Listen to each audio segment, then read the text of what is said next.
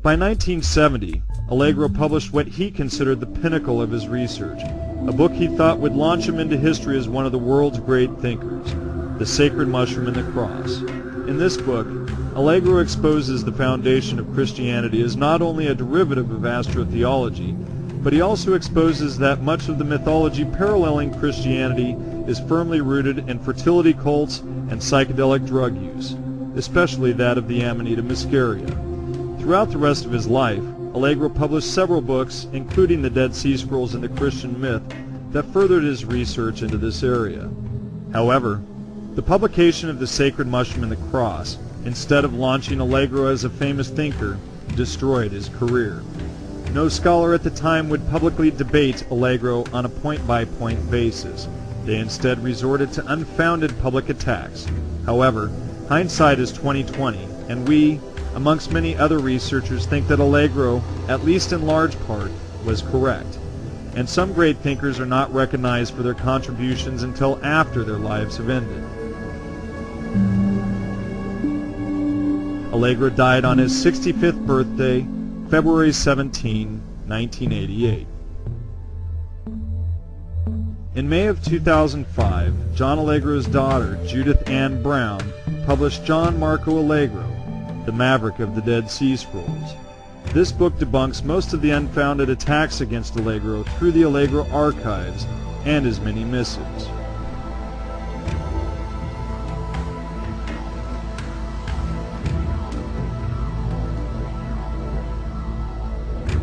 The growth cycle of this mushroom is important to understand because our ancient ancestors who made these myths would watch this mushroom and see how it grew, and those attributes were applied to a deity. So the growth cycle is very important to understand. And just to run through this really quickly, the mushroom begins as a spore. These spores are too small to be seen individually by the naked eye. We can see clusters of spores. But the spore is like the seed of the mushroom. And the part of the mushroom that we can see is the part of the mushroom used to spread the seed. It is the phallic portion of the mushroom. The actual body of the mushroom is the mycelium that is below the ground and attaching itself to the roots of the tree. So the mushroom attaches itself to the roots of the tree, and it cannot live without this tree. These mushrooms live in a symbiotic, mycorrhizal symbiotic relationship with the tree. And they help the tree, they feed the tree nutrients, and the tree feeds them nutrients. So they kind of live in harmony together. So these mushrooms are seen as the fruiting body of the tree. Just as nature needs a tree to grow apples, nature also needs a tree to grow these mushrooms. And just as an apple is something that is used by nature to spread a seed, so is the mushroom. So we see three stages of the mushroom's growth cycle here, and the mushroom appears to be going through an egg stage. A lot of mushrooms do this. The Amanita is one of them that appears to look like an egg in this stage of growth, and it's white, and on the right here you see the red cap of the mushroom peering through. And what it is breaking through is called the universal veil. So the universal veil tears to expose the red cap of the mushroom. And it is a universal veil. It covers the entire mushroom. The universal veil covers the entire mushroom. So as the veil tears, as the red mushroom cap gets bigger and bigger, the veil peels itself across the top of the mushroom, and it leaves these remnants, these veil remnants that leave white spots on the mushroom. So now this is the male portion of the mushroom. These stages of growth of the mushroom are considered male phallic, as you see the mushroom getting stronger and stronger. So the mushroom cap is now completely outside the veil of the mushroom, and the veil of the mushroom has now attached itself to the rim of the cap of the mushroom, and it is concealing the gills of the mushroom. And as the mushroom cap expands further and further and further, this universal veil cannot stretch any further, and it begins to tear, and this is seen as the circumcision of the mushroom. As the mushroom expands further, the universal veil separates itself completely from the underside of the cap, falls, and hangs on the stalk or stipe of the mushroom like a skirt. The amanita will continue to grow upward, flattening itself into a small table. One may wish to keep in mind that the Knights of the Round Table were, or are, if these knights ever evolved into the Knights Templars, the keepers and protectors of the Holy Grail. This is important to remember because the next stage in the growth cycle of this mushroom is the cup or grail stage. The mushroom cap continues to turn upward, and the cap becomes somewhat of a cup or chalice and will often hold the morning dew or rain. When the morning dew collects in the cup of the upturned mushroom cap, some of the psychedelic substances are drawn out of the mushroom and into the water. Consequently, the water is colored red like blood.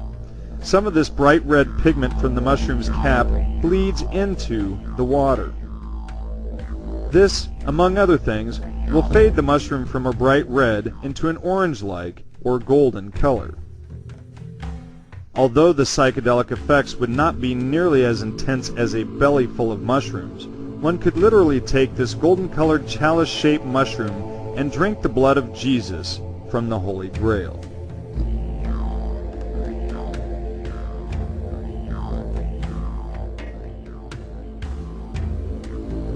Not only is this mushroom the literal Holy Grail, it is also the mythological phoenix. The phoenix is born from its ashes, but it will never live to leave its nest, for as it lifts its wings in attempt to fly, it bursts into flames and engulfs itself, leaving nothing behind but its own ashes, and the cycle continues. Here are the eggs in the nest, the colorful red eggs of the phoenix. The amanita resembles a red bird with wings. As the phoenix lifts its wings in attempt to fly, it bursts into flames and engulfs itself. As the fungus quickly decomposes, it leaves nothing behind but its own ashes, the millions of mushroom spores, and the hair-like mycelia attached to the roots of the tree that grow underground. And as the cycle continues, as the mushroom spores serve as the seed of the mushroom, seemingly planting itself in the same location over and over. And these stories were created to pass this type of knowledge down. Easter is a great example of this. The Easter egg hunt is a mushroom hunt. You find the correct mushroom. It's a way of identifying the mushroom. Find us the correct mushroom and we'll get you a treat. And who better to go hunting these mushrooms, these colorful little egg-like mushrooms, or the big Holy Grail type mushrooms? Who better to go find these mushrooms than little kids who can crawl up underneath these trees, rather than some big clumsy adult?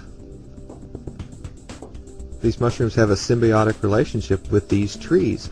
Conifer trees. They love conifer trees. Pine trees. They flourish under pine trees. And this mushroom is the hidden mushroom.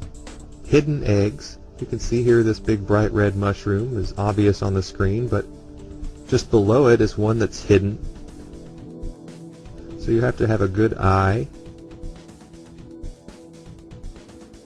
Depending on the season and depending on the area, these mushrooms can be gold as well. So they are the golden egg.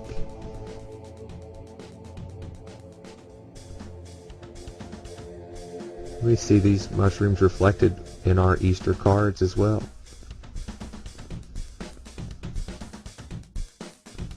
Kind Easter wishes, as the gnome is leaning upon the mushroom with his sacred text or his recipe book open.